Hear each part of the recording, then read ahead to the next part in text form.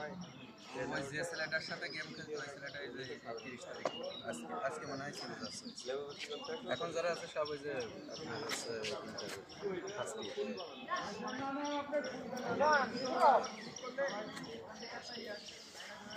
ওই যে ছেলেপেলে বলতে আমার সবগুলোই ভালো ছিল। ওই যে একটা ছেলে যে গেম খেলে, ঠিক আছে, ওই একটা ছেলের সাথে ও মিশে ওই ছেলেটা চলে যাচ্ছে। ছেলে ছিল চলে গেছে ওই ছেলেটার সাথে দেখা।